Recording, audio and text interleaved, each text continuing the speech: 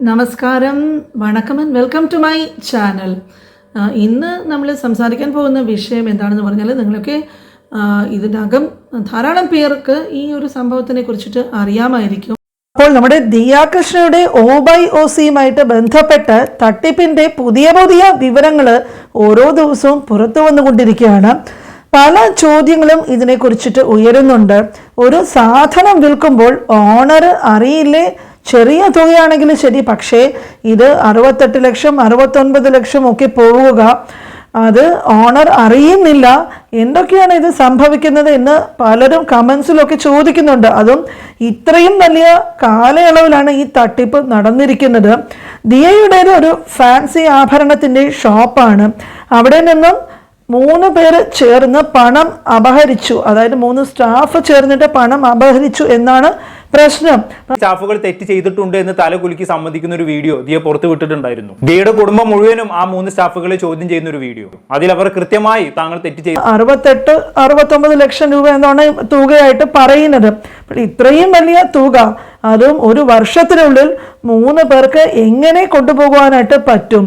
ഇപ്പോൾ ഡെയിലി, അതായത് ഒരു ദിവസം ഒരു 10,000 രൂപ വെച്ചിട്ടാണെങ്കിൽ ഒരു മാസം അല്ല 30 ദിവസമായാലും അതൊരു 3 ലക്ഷം രൂപ ആകും. അപ്പോൾ ശരാശരി കണക്ക് നോക്കിയാൽ ഒരു വർഷത്തേക്ക് അതൊരു മൊത്തത്തിലൊരു 36 ലക്ഷം രൂപയായി.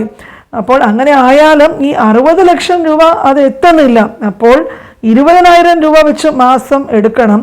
അപ്പോൾ അതനുസരിച്ചിട്ട് അവിടെ സ്റ്റോക്ക് തീർച്ചയായിട്ടും കുറയും. അപ്പോൾ അത് കുറയുന്നത് നിസ്സാര തുകയല്ല. എന്തുകൊണ്ടാണ് ദിയ ഇത് ശ്രദ്ധിക്കാത്തത് എന്ന് അറിയില്ല. ദിയ പക്ഷേ തീർച്ചയായിട്ടും ഇതിൽ നിരപരാധി തന്നെയാണെന്നാണ് മനസ്സിലാക്കുന്നത്. എമൗണ്ടിനെ കുറിച്ചിട്ട് മാത്രമാണ് സംശയം. എങ്ങനെ ഈ 68 ലക്ഷം രൂപ എന്ന തുക കണക്ക് കൂട്ടി? പിന്നെ ഇതൊരു ബ്രൈഡൽ ബുത്തീക്കാണ്. ദിയ ആകട്ടെ ഗർഭിണിയായതുകൊണ്ട് കടയിൽ പോയി നിൽക്കാൻ പറ്റിയതുമില്ല. ബ്രൈഡൽ ജ്വല്ലറി എന്നൊക്കെ പറയുമ്പോഴേക്കും 1 ലക്ഷത്തിനും അതിന് മുകളിലുമൊക്കെ സാധനങ്ങൾ വാങ്ങുന്ന കല്യാണ പാർട്ടികൾ ധാരാളമുണ്ട്. അങ്ങനെ നോക്കിയാൽ ഈ തുക ന്യായമാണെന്ന് തോന്നുന്നു. സിന്ധു കൃഷ്ണകുമാർ വീഡിയോയിൽ അഹന പറയുന്നുണ്ട്, മാസം 10 ലക്ഷത്തിന് മേൽ കിട്ടാറുണ്ട്, 5 ലക്ഷത്തിൽ കൂടുതൽ ഇവർ എടുത്തിട്ടുണ്ട് എന്നുള്ളത് ഈ തട്ടിപ്പുകാരികൾ തന്നെ സമ്മതിക്കുന്നുമുണ്ട്. ഏതാണ്ട് 12 മാസത്തോളം ആയി അവർ ഈ പണി തുടങ്ങിയിട്ട് 45 ലക്ഷം രൂപ അക്കൗണ്ട് വഴി പോയിട്ടുണ്ടെന്നും ബാലൻസ് ക്യാഷായി വാങ്ങി എന്നൊക്കെയാണ് ചാനലിൽ പറയുന്നത്. അപ്പോൾ ദിയ ആകട്ടെ പ്രഗ്നൻ്റ് ആയത് കാരണം കട സ്റ്റാഫിനെ ഏൽപ്പിച്ചിട്ട് റെസ്റ്റ് എടുത്തു.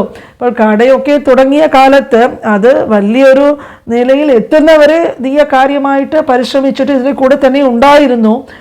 പക്ഷേ ഇവിടെ പ്രസക്തമായിട്ടുള്ളൊരു കാര്യം, പ്രഗ്നൻ്റ് ആകുന്നതിന് 4 മാസം മുമ്പും ദിയയുടെ സ്റ്റാഫ് ഈ തട്ടിപ്പ് നടത്തുന്നുണ്ട്. അപ്പോൾ ദിയ അത് എന്തുകൊണ്ടാണ് അറിയാത്തത് എന്നുള്ളൊരു ചോദ്യം സാധാരണമായിട്ട് അത് ന്യായമായിട്ടുള്ളൊരു ചോദ്യം തന്നെയാണ്.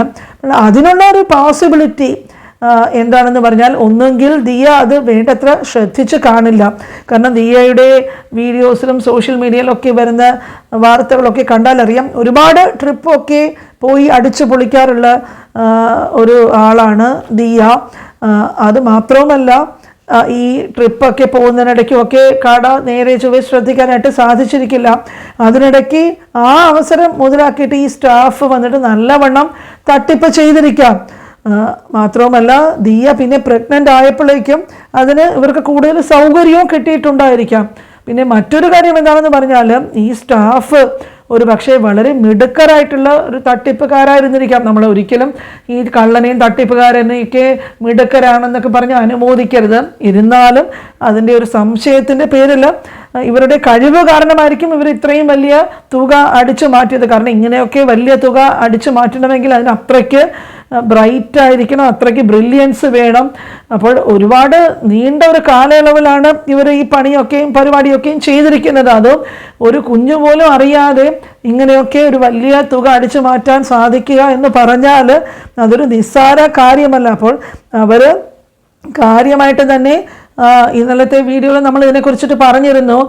അവർ ഈ തട്ടിപ്പ് നടത്തിയതിൻ്റെ വഴി വന്നിട്ട് ഒന്നെങ്കിൽ ഈ QR കോഡ്, ഇവരുടെ സ്വന്തം QR കോഡ് കസ്റ്റമേഴ്സിനൊക്കെ അയച്ചിട്ട് അത് വെച്ചിട്ടായിരിക്കും കസ്റ്റമേഴ്സ് വന്നിട്ട് എമൗണ്ട് അയക്കുന്നതും അത് ഈ തട്ടിപ്പുകാരുടെ അക്കൗണ്ടിൽ തന്നെ വരുന്നത് ആയിട്ടും അങ്ങനെയൊക്കെ ഒരു കാര്യമായിരുന്നു. ഇന്നലെ നമ്മളത് വീഡിയോയിൽ മുഴുവനും അതിനെപ്പറ്റി സംസാരിച്ചിരുന്നു. അപ്പോൾ ഇതൊക്കെ ചെയ്യണമെന്നുണ്ടെങ്കിൽ സാമാന്യ ബുദ്ധി പോരാ. അപ്പോൾ അതിവിദഗ്ധരായിട്ടുള്ള തട്ടിപ്പുകാരും ഈ 3 പേരും ശരിയായിട്ടുള്ള ഫ്രോഡാണെന്നും കേൾക്കുമ്പോൾ തന്നെ മനസ്സിലാകും. മാത്രവുമല്ല ഈ 3 പേരും ഫ്രോഡാണെന്നുള്ള സത്യം മുമ്പേ ദിയയ്ക്കും കൃഷ്ണകുമാറിനുമൊക്കെ അറിയാം. മുമ്പും ഇവരിങ്ങനത്തെ തിരിമറികളൊക്കെ ചെയ്ത് കണ്ടുപിടിച്ചിട്ടുണ്ടെന്നൊക്കെയാണ് ഇവർ പറയുന്നത്. സ്വന്തം കടയിൽ നടന്ന ക്രമക്കേടുകളെ കുറിച്ച് ദിയ കൃഷ്ണയോ കൃഷ്ണകുമാറോ ഒന്നും അറിഞ്ഞില്ല എന്നുള്ളിടത്താണ് ഒരു ദുരൂഹത മണക്കുന്നത്. കാരണം ഈ ദിയ കൃഷ്ണ സ്വന്തമായിട്ട് നടത്തിയിരുന്ന ബിസിനസ്സാണ്. ഈ കുട്ടികളൊക്കെ വരുന്നത് അല്ലെങ്കിൽ ഈ ജീവനക്കാർ, വനിതാ ജീവനക്കാരൊക്കെ വരുന്നത് വളരെ അടുത്ത കാലത്ത് മാത്രമാണ്. അപ്പോൾ അതിനു മുമ്പ് ഓരോ ദിവസവും എത്ര വരുമാനം തന്റെ കടയിലേക്ക് വരുന്നുണ്ട് അല്ലെങ്കിൽ തന്റെ ബിസിനസ് കൊണ്ട് ഉണ്ടാകുന്നുണ്ട് എന്നൊക്കെ നല്ല ധാരണയുള്ളയാളാണ് ദിയ കൃഷ്ണ. പക്ഷേ ആ ദിയ കൃഷ്ണയ്ക്ക് ഈ 11 മാസവും ഇത്ര വലിയ ഒരു തുകയിലേക്ക് തട്ടിപ്പ് നീണ്ടിട്ടും അങ്ങനെ ഒരു കാര്യം നടക്കുന്നത്. അപ്പോൾ ഇത്രയും അറിയാമായിരുന്നിട്ടും കള്ളന്റെ കയ്യിൽ താക്കോൽ ഏൽപ്പിച്ചിട്ട് പോകുക എന്നതുപോലെ ഇവരുടെ കയ്യിലാണ് ദിയ വന്നിട്ട് ബിസിനസ് ഏൽപ്പിച്ചത്.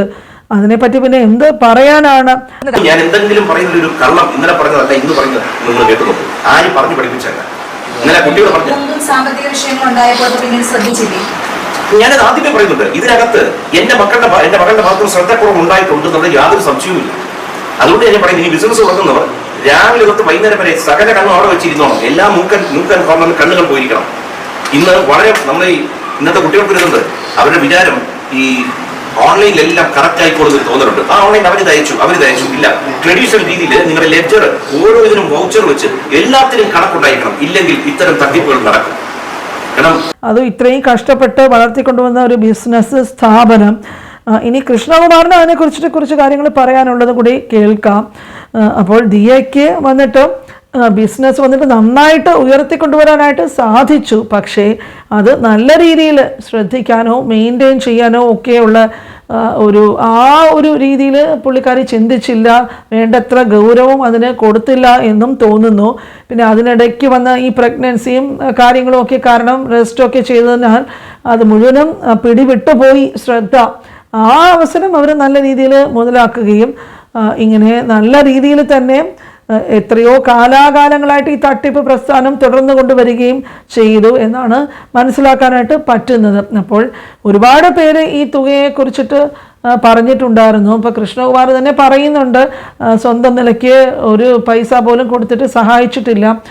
മോള് വന്നിട്ട് ലോണോ എന്തൊക്കെയോ വാങ്ങിച്ചിട്ടൊക്കെയാണ് ബിസിനസ്സിൽ അത് ഇൻവെസ്റ്റ് ചെയ്തതെന്നൊക്കെ പുള്ളിക്കാരനും പറയുന്നുണ്ട്. അപ്പോൾ കാര്യങ്ങളൊക്കെ വെച്ച് നോക്കുമ്പോഴേക്കും ഈ എമൗണ്ട് അതെങ്ങനെയാണോ ഇവർ ഇത്രയും കാൽക്കുലേറ്റ് ചെയ്തത് എന്നത് ഒഴിച്ചാൽ ബാക്കി കാര്യങ്ങളൊക്കെ ദിയയുടെ ഭാഗത്ത് പറയുന്നത് ന്യായമായിട്ടുള്ളൊരു കാര്യം തന്നെയാണ് എന്നാണ് മനസ്സിലാക്കുന്നത്. അപ്പോൾ എന്താണെങ്കിലും ശരി, ഈ തട്ടിപ്പുകാരെ വേണ്ടത്ര തെളിവുകളോട് കൂടി കണ്ടുപിടിച്ച് ഇനിയിപ്പം അവരുടെ കയ്യിൽ നിന്നും തുക തിരിച്ച് ഈടാക്കുമോ, എന്താണ് ഇനി മേൽക്കൊണ്ട നടപടികൾ എന്നുള്ളത് അത് കാത്തിരുന്ന് തന്നെ കാണണം. അപ്പോൾ ഈ ഒരു വിഷയത്തിനെ കുറിച്ചിട്ട് കണ്ടപ്പോഴേക്കും ഇതിനെക്കുറിച്ച് കുറച്ച് കാര്യങ്ങൾ സംസാരിക്കണമെന്ന് തോന്നി. നിങ്ങൾക്ക് അഭിപ്രായങ്ങൾ കമൻറ്റ് ബോക്സിൽ എന്താണെന്നുള്ളത് അറിയിക്കുക. ഇനി ഇതുപോലെയുള്ള വേറെ ഒരു പ്രധാനപ്പെട്ട ടോപ്പിക്കുമായിട്ട് അടുത്ത വീഡിയോയിൽ കാണാം. ഇതുവരെയും ചാനൽ സബ്സ്ക്രൈബ് ചെയ്തിട്ടില്ലാത്ത കൂട്ടുകാരെല്ലാം മറക്കാതെ ചാനൽ സബ്സ്ക്രൈബ് ചെയ്യുക. കൂടെ ആ ലൈക്ക് ബട്ടണും കൂടെ ഒന്ന് പ്രസ് ചെയ്യുക.